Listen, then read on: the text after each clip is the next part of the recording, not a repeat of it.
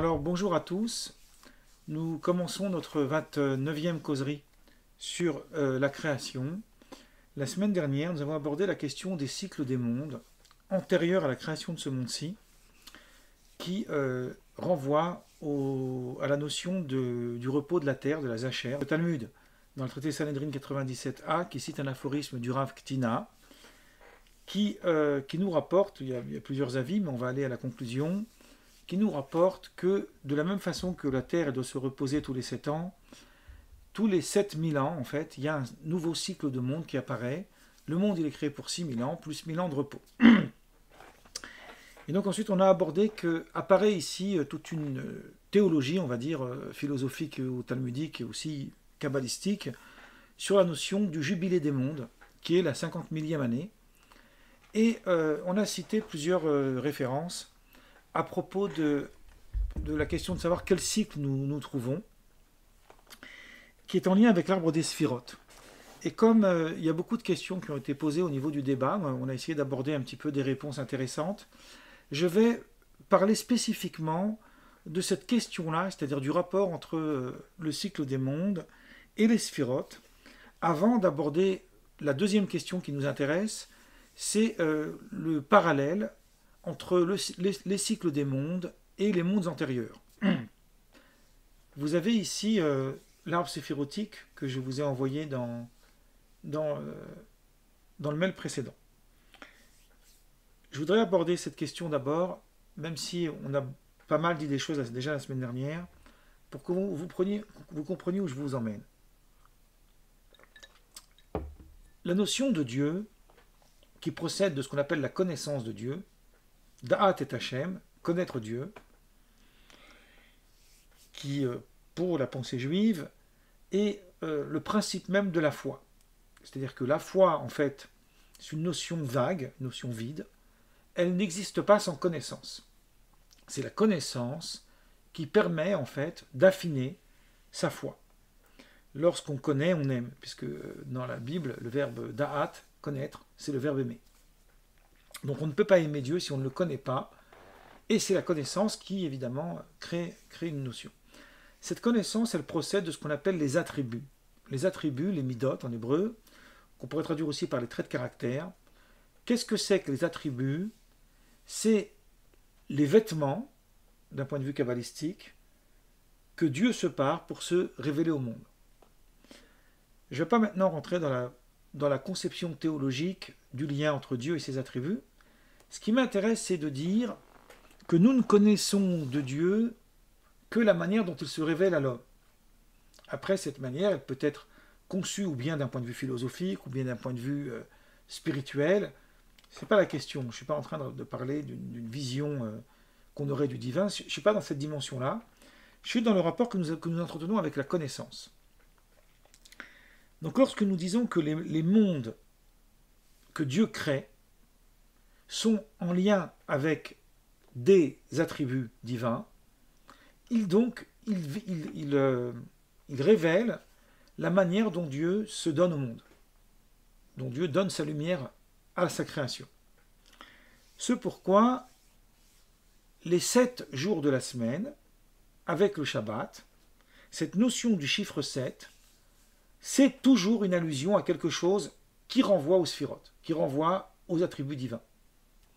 Il y avait un très beau midrash dans le midrash Rabbah, le Cantique des Cantiques Rabbah, qui est, d'une manière très intéressante, qui est le discours inaugural de la pensée du dernier rabbi de Lubavitch Nerson, il en a fait 2 volumes, qui s'appelle Bati Legani, c'est basé sur le verset du Cantique des Cantiques, je suis venu dans mon jardin.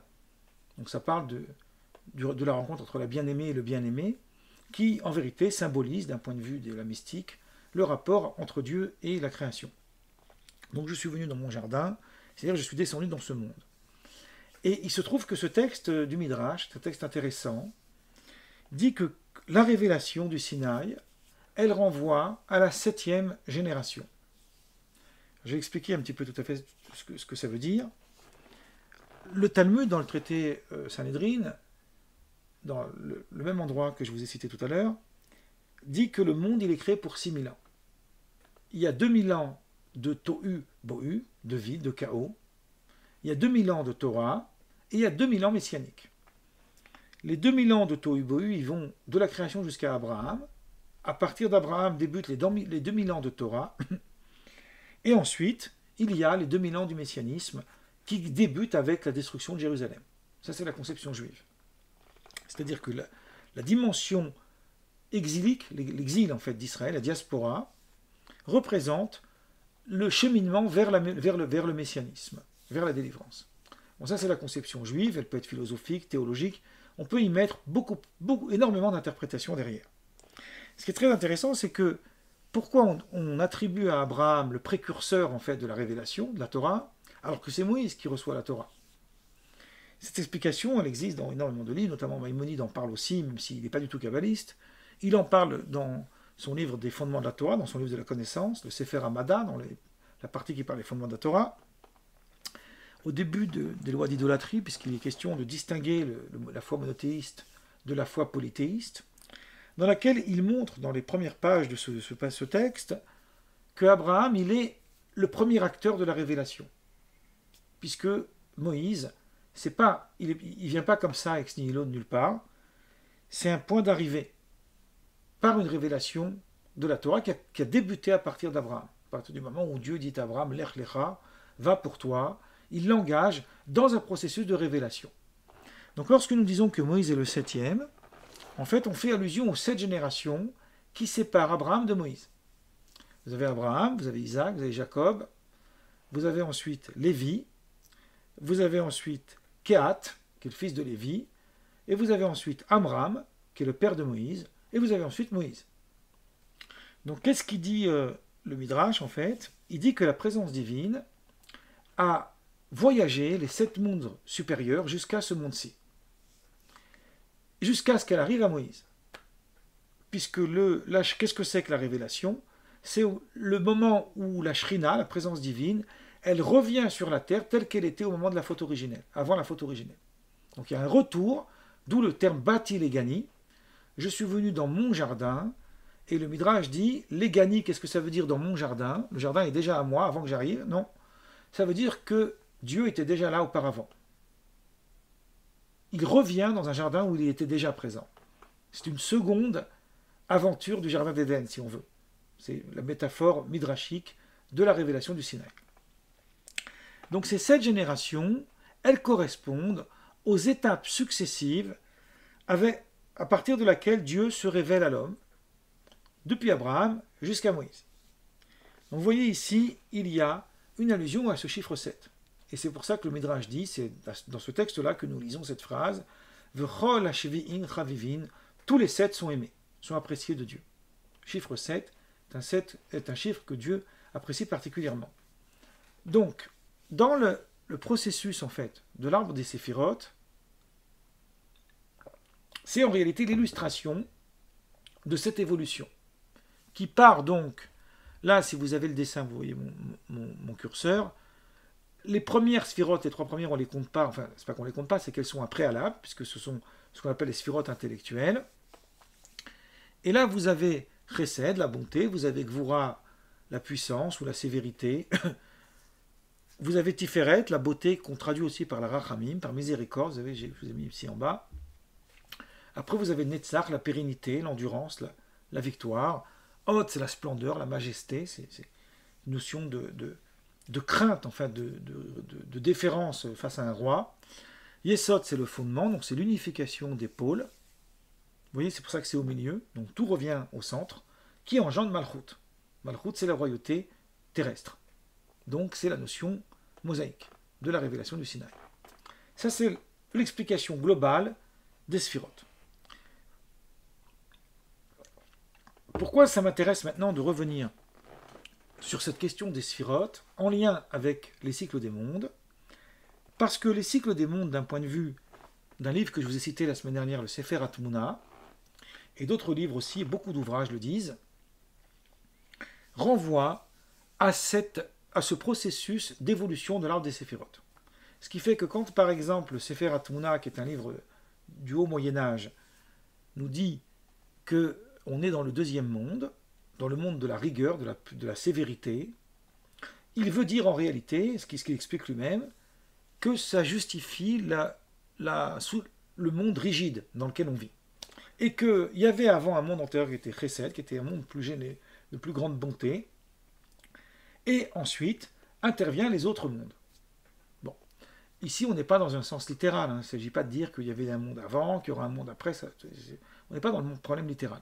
On est dans le problème de la manière dont on conçoit le monde actuel à partir de la logique de l'arbre des séphirotes. Restons dans une dimension vraiment spirituelle et philosophique, sans rentrer dans du matérialisme.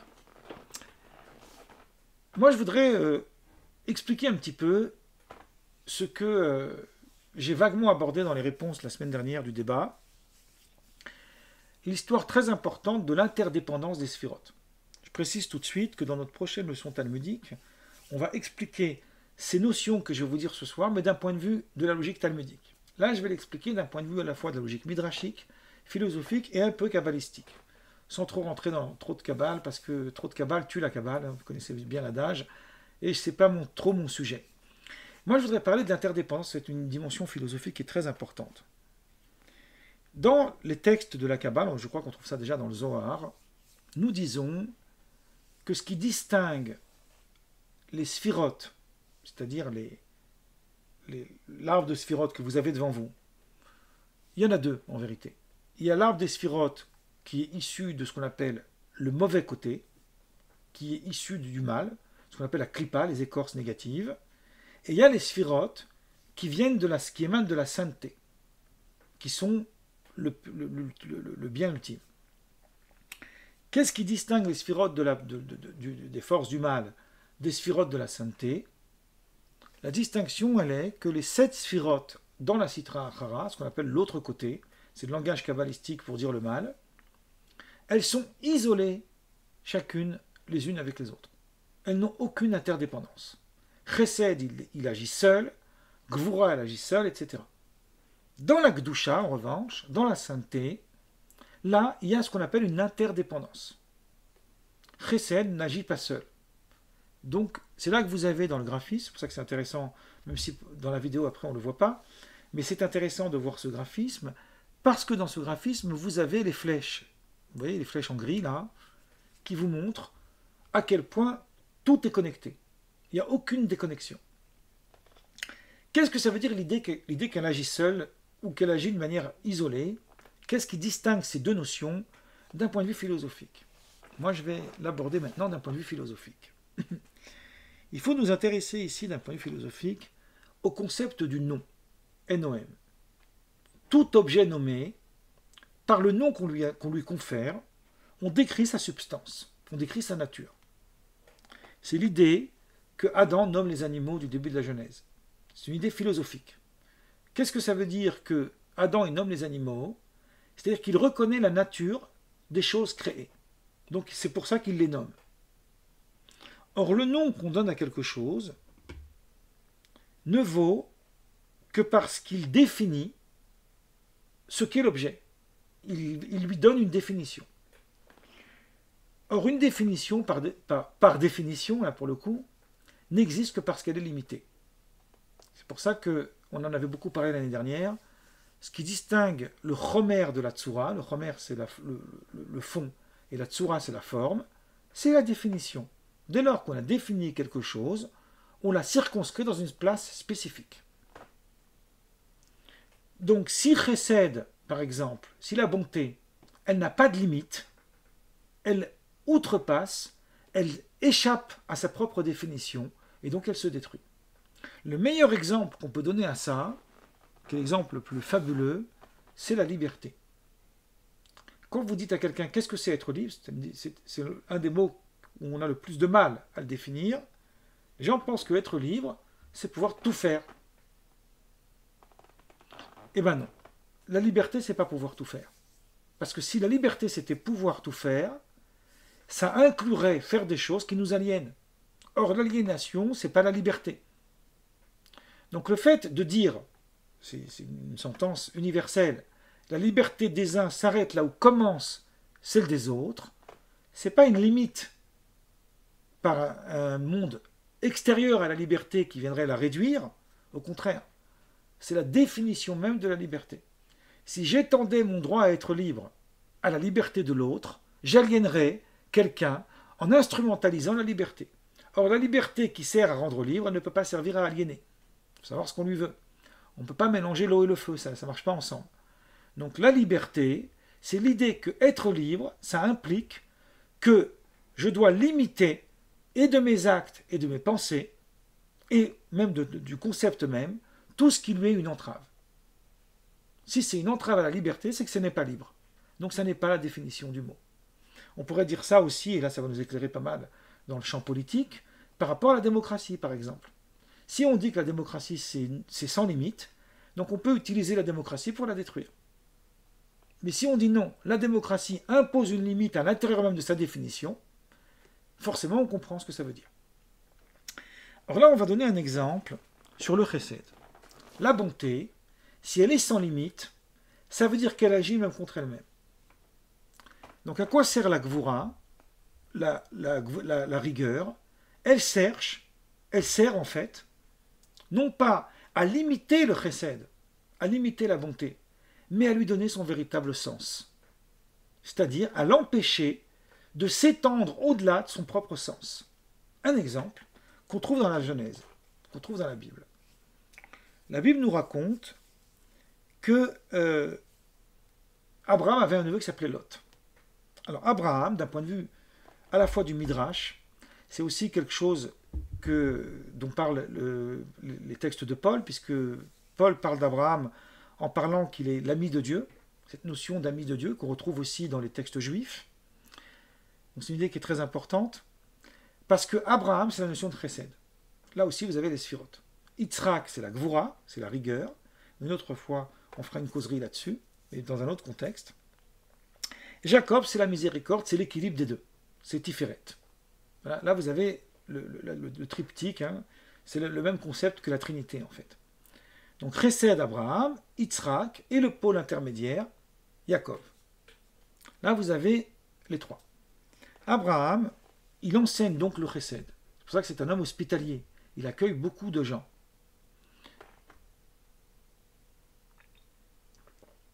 En revanche, Abraham, son chesed n'est pas sans limite. La Torah nous raconte que lorsque Lot, il broutait ses troupeaux sur les terres des voisins, donc en fait, il commettait un acte répréhensible, et que ses voisins venaient se plaindre à Abraham de l'attitude de son neveu. Abraham, ce qu'il a fait, c'est qu'il a dit à Lot, là maintenant c'est fini, tu as dépassé les bornes, il faut que tu t'en ailles, il faut que tu partes. Tu ne peux plus rester dans ce village parce que tu es nuisible à la communauté. Voilà comment Abraham a su limiter son chesed pour le bien de la collectivité. C'est ce que la Bible nous raconte. Donc Lot est parti à Sodome. Vous connaissez tous l'histoire. À Sodome, il reçoit des émissaires qui sont, d'un point de vue de la tradition juive, des anges d'apparence humaine, qui sont venus pour sauver lui et sa femme et ses enfants et ses deux filles de la tyrannie de Sodome. Et en fait, il va détruire Sodome. Je précise tout de suite que le Midrash dit une chose extravagante à propos de Lot. C'est que pour les Juifs, pour le judaïsme, en tout cas, Lot n'est pas un homme saint, n'est pas considéré comme un tzaddik. Au contraire, c'est considéré comme un homme mauvais. À tel point que le Midrash va se poser la question, pourquoi il a été sauvé, alors qu'il aurait dû lui aussi mourir avec les gens de Sodome. Pour dire à quel point les textes juifs ne sont pas du tout tendres avec Lot. Je passe vite ce sujet-là, c'est juste une parenthèse. Et je reviens à mon sujet. Lorsque Lot reçoit les convives, il les accueille avec largesse, parce qu'il a appris le chesed de son oncle. Mais son chesed, il est sans limite. Sa bonté, elle n'a aucune limite. Donc lorsque les gens de Sodome, ils réclament les émissaires pour abuser d'eux, parce qu'ils n'avaient pas le droit de venir dans cette ville, ils n'avaient pas les papiers en règle, Lot leur dit cette phrase terrible, il leur dit « Mes invités qui sont venus sous mon toit, vous n'y toucherez point. En revanche, moi j'ai 2 filles, elles n'ont pas connu d'homme, je vous les livrer, faites-en ce que vous voulez. » Si vous voulez voir une analyse de ce texte, mais mettez-le en parallèle au chapitre 19 du livre des Juges, qui est l'un des chapitres les plus violents de la Bible. Parce que là-bas, dans le chapitre 19, il y a eu la même histoire, et ils ont pris les filles. Quelle est la différence entre Lot et Abraham? Maintenant, vous allez comprendre. Maintenant, vous comprenez. La différence, c'est que Abraham, il sait, en fait, il sait juger d'un chesed raisonné, rationnel. Il sait que quand le chesed, en fait, il est nuisible, alors dans ces cas-là, il va agir en conséquence. Il va limiter son chesed. Donc en limitant son chesed, c'est pas qu'il devient méchant, au contraire, c'est qu'il n'applique pas le chesed lorsque c'est nuisible à sa définition même.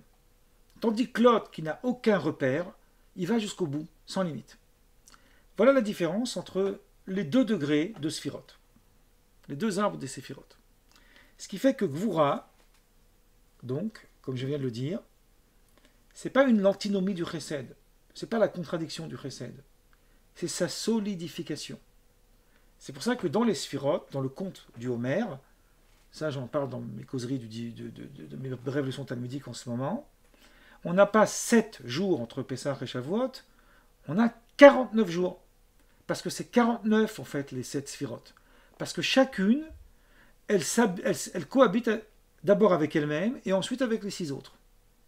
Ce qui fait que chacune, il faut la compter par 7. Le premier, c'est Chesed avec lui-même, Chesed avec Gvura, Chesed avec Tiferet en fonction des jours. Et ça correspond à quoi? À l'interdépendance des Sphirot. Ce qui vous explique le nombre de 49. Ça, c'est l'idée générale. Maintenant, on va revenir sur un point qu'on trouve dans le Midrash. Donc, je peux arrêter maintenant pour l'instant le partage. Vous avez un point intéressant qu'on trouve dans le Midrash. Le Midrash nous dit, dans le Genèse Rabbah, alors je vais vous dire la référence exacte, dans Genèse Rabbah 12, 15, le texte nous dit, donc vous avez, on avait déjà montré ce texte du Midrash qui existe en français, je ne sais pas si vous arrivez à le voir. Donc 12, 15, vous avez là-bas un texte incroyable qui nous dit que, je vais introduire ce texte en disant ceci. Quand vous lisez le récit de la Genèse en hébreu, en français vous ne pouvez pas tout à fait le voir, on emploie le nom de Elohim. C'est un pluriel, parce que d'un point de vue kabbalistique, d'un point de vue mystique, le nom de Dieu, ou les noms qui représentent ce Dieu unique, puisqu'il n'est jamais employé, le verbe est toujours au singulier, hein, contrairement à ce que certaines traductions ésotériques ont voulu faire de la Bible, il n'y a jamais écrit dans la Bible au commencement Dieu avec un X, créèrent le ciel et la terre. Il y a écrit au commencement Dieu avec un X, effectivement, créa le ciel et la terre. D'accord? Mais pas créèrent. Créèrent, c'est pas écrit barou. En hébreu, c'est barou. On aurait dû dire Bereshit barou Elohim. Au commencement, créèrent les dieux, le ciel et la terre. Là, on dit bara Elohim. On dit toujours employé au singulier. Elohim est un pluriel parce que c'est la manière dont Dieu se manifeste au monde à partir des attributs, à partir de ce qu'on appelle les midot. Donc c'est une conception plurielle de la divinité. Alors que le tétragramme, le Yud et Vav e, le Yahvé, c'est un nom qui n'a aucune représentativité puisqu'il est ce qu'on appelle l'ineffable. Il est en réalité le sans-nom. Yahvé, c'est pas un nom en réalité, c'est un nom sans être un nom. C'est des sujets complexes, je vais les aborder très vite. Ce qui m'intéresse maintenant, c'est de comprendre pourquoi le monde dans lequel dans le récit de la création, on parle de Elohim. Bereshit bara Elohim. Alors quand vous avez dans la Bible, en français, pour ceux qui ne connaissent pas l'hébreu, quand vous avez Dieu, c'est toujours Elohim. Elohim, ou Elohenu, notre Dieu, ou Elohai, mon Dieu, c'est toujours un pluriel. Mais lorsque nous avons Yahvé, certaines Bibles vont traduire l'Éternel, d'autres vont traduire le Seigneur, ou directement Yahvé, on va mettre Yahvé, mais on ne va jamais mettre Dieu. Comme ça, vous avez la nuance. C'est jamais traduit Dieu, D-I-E-U, lorsqu'on emploie le tétragramme, ou le nom de Adonai. À la fin du récit de la création, vous avez dans le chapitre 2, verset 4 de la Genèse, il y a écrit « Voici les origines des cieux et de la terre, lorsqu'il les créa, le jour où furent faits par l'Éternel Dieu, Yahvé Elohim, les cieux et la terre. » Là, ici, on a non seulement introduit Yahvé, mais on l'a mis avant Elohim. Pour les kabbalistes, le tétragramme, c'est la notion de chesed, c'est la notion de bonté, c'est la largesse. Elohim, c'est la rigueur, c'est la limite. Donc le Midrash nous dit qu'au départ, au moment de la création, Dieu voulait créer le monde avec l'attribut de din, avec la justice, avec la rigueur. Après coup, il a constaté que le monde ne pourra pas tenir et il a associé, le texte midrashique dit Shitef bo midat arachamim, il a associé la miséricorde et le midrash se conclut en disant puisse-t-il ainsi subsister. Et alors le midrash, toujours Genèse Rabbah 12-15, nous rapporte une métaphore. Je vais vous la lire parce que je l'ai ici en français. Il dit un roi possédait des coupes délicates et se dit si j'y verse du brûlant, elles se fondront. Du froid, elles se contracteront. Donc que fit le roi? Il mêla le brûlant au froid et versa le tout dans les coupes, et celles-ci résistèrent. C'est ce que dit le Saint béni soit-il. Si je crée le monde avec l'attribut de mansuétude, les crimes seront nombreux. Voilà, on a besoin de rigueur et de justice. Et si c'est avec l'attribut de rigueur que je crée le monde, comment pourra-t-il subsister? On a besoin aussi de bonté. Donc je vais donc le créer à la fois avec l'attribut de mansuétude et aussi avec celui de rigueur. Et puisse-t-il ainsi subsister? Ça, c'est la métaphore du Midrash. Ce Midrash, je vais, vu le temps qui nous reste, l'analyser très vite. Comment se fait-il que Dieu ne sait pas au départ que le monde ne peut pas subsister avec l'attribut de rigueur? Au point qu'il change d'avis au milieu. Au départ, il choisit Elohim, puis à la fin, il dit, ben non, Elohim, ça n'a pas marché. Allez, je vais y mettre un petit peu de miséricorde. Mais tu ne sais pas dès le départ que Elohim, ça n'a pas marché. C'est très intéressant, parce que quand on lit, par exemple, Leibniz, dans sa fameuse Théodicée sur le meilleur des mondes possibles, on est exactement dans la manière dont les textes juifs ont décrit les conditions qui ont créé le monde. C'est-à-dire, on est dans le meilleur des mondes possibles parce qu'il y a un équilibre entre Chesed et Gvura. Si vous enlevez l'équilibre entre la bonté et la sévérité, le monde se détruit. Le monde ne peut plus subsister. Alors, en réalité, voilà la manière dont il faut comprendre les choses. Pour vous aider à comprendre ce que je vais dire, ça va être très simple. On arrive bientôt à la fin, mais j'y arrive. Je vais vous raconter une petite parabole amusante. Vous avez un professeur qui donne un devoir à ses élèves. Il y a à peu près 10 questions. Chaque question vaut 2 points. Et à la fin, celui qui a répondu à toutes les questions, il a 20 sur 20.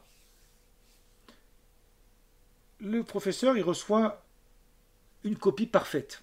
Il n'y a absolument rien à dire sur la copie. Donc il va mettre 20 sur 20. Qu'il soit sévère, très rigoureux au niveau du notage, ou qu'il soit plutôt laxiste, plutôt quelqu'un de chesed, de généreux, les deux donneront 20 sur 20. Quand est-ce qu'on a besoin de réfléchir sur les qualités de mansuétude du professeur? Quand la copie n'est pas parfaite et qu'il faut la noter. Quand est-ce qu'intervient le chesed? Quand on est dans une dimension imparfaite.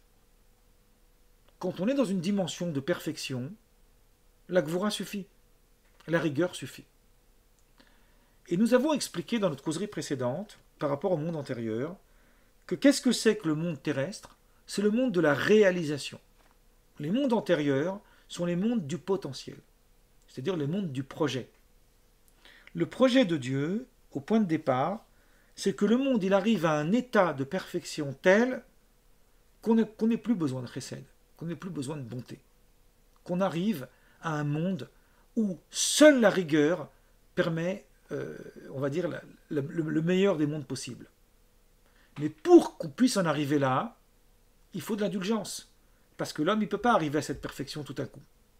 Donc au départ, Dieu il place dans le potentiel de la création d'abord cette notion de gvura, ensuite il y ajoute la notion de bonté et de miséricorde, pour que l'association des deux puisse peu à peu conduire l'homme vers cet état de perfection.